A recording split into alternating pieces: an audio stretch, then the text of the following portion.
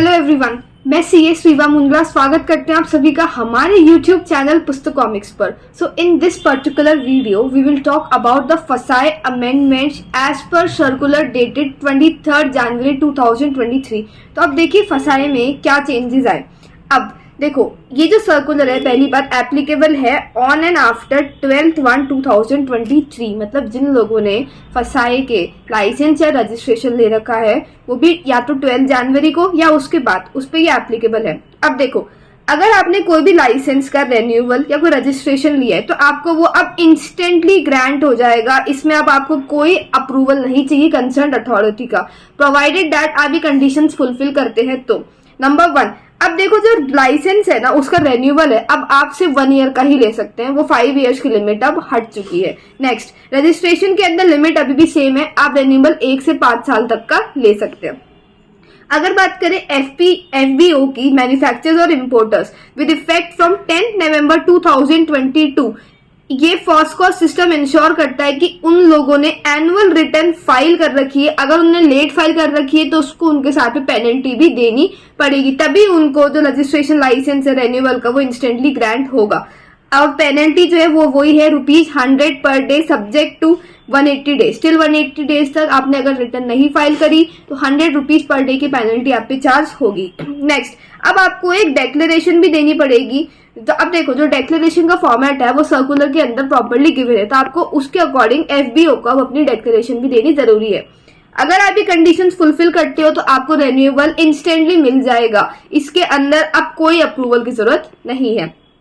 अब बात करें वैलिडिटी ऑफ न्यू लाइसेंस और रजिस्ट्रेशन। अगर आप कोई न्यू लाइसेंस और रजिस्ट्रेशन इश्यू करते हो तो उसके लिए क्या है, अब आप न्यू लाइसेंस से 1 ईयर तक ले सकते हो। पहले क्या था 5 इयर्स तक का भी ले सकते हो, लेकिन अब वो लिमिट हट चुकी है, अब वो सिर्फ 1 ईयर रह चुकी है।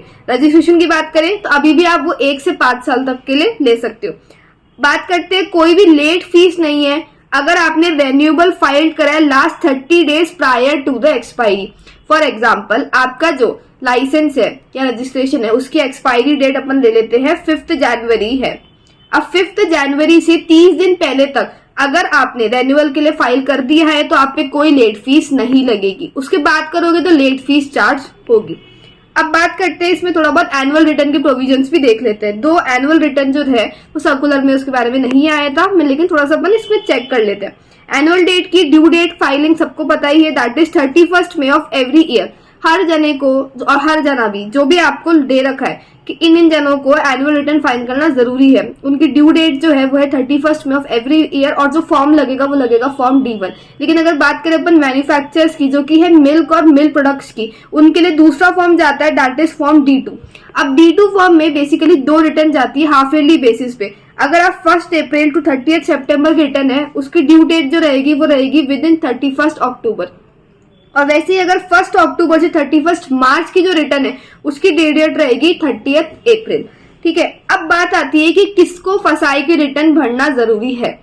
सबसे पहले तो एवरी एफबीओ जिसका बिजनेस टर्नओवर 12 लाख से ज्यादा है, आपका टर्नओवर 12 लाख से ज्यादा है, रिटर्न भरना कंपलसरी, फिर आप कोई भी हो चाहे कोई भी एफबीओ जो import, sale, manufacture, export, storing, distribution, handling और transporting any type of food product. The FBO involve in manufacturing and distribution of milk. और मिल्क के लिए तो मैंने देखा ही था, आपको बेसिकली 2 एनुअल रिटर्न जाती है 1 साल में। अब कौन कौन एग्जम्प्टेड है एनुअल रिटर्न फाइल करने से, एक तो फास्ट फूड जॉइंट्स, नेक्स्ट आ गया रेस्टोरेंट्स, नेक्स्ट हो गया ग्रोसरी स्टोर्स और नेक्स्ट आ गया आपका कैंटीन। इनके अलावा बाकी सबको रिटर्न भरना कंपलसरी है। अब बात करते हैं इसकी पेनल्टी क्या है। According to FSI new order released on 10th November 2022, any delay in filing FBA return beyond 31st May each year shall attract a penalty of ₹100 per day for delay till the date of filing return। जब तक आपने return file नहीं करी ₹100 per day की penalty, और maximum penalty जो है वो है 5 times the annual licence fees. For example अगर आप रिटेल हो तो आपको पता है एनुअल लाइसेंसिंग फीस आपकी ₹100 है अप टू टर्नओवर जो लिमिट है, तो आपकी मैक्सिमम 5 टाइम्स कितनी होगी 500, तो आप पे 500 तक की पेनल्टी लग सकती है। अब बात करते हैं इसमें एनुअल रिटर्न में क्या क्या चाहिए होता है। तो आप क्या आपके कितने एम्प्लॉइज हैं, आपने क्या सेफ्टी प्रोविजंस रखे हैं, कितने ट्रेन पर्सनल है, नंबर ऑफ इंस्पेक्शन जो कंडक्ट हुए हैं, आपका पूरा प्लान, आपकी केओबी डिटेल्स, मैन्युफैक्चर की डिटेल्स, इंपोर्ट डिटेल्स, तो ये सब आपकी रिपोर्ट में जाना बहुत जरूरी है। आई होप आपको अमेंडमेंट्स क्लियर है। Bye everyone, have a nice day.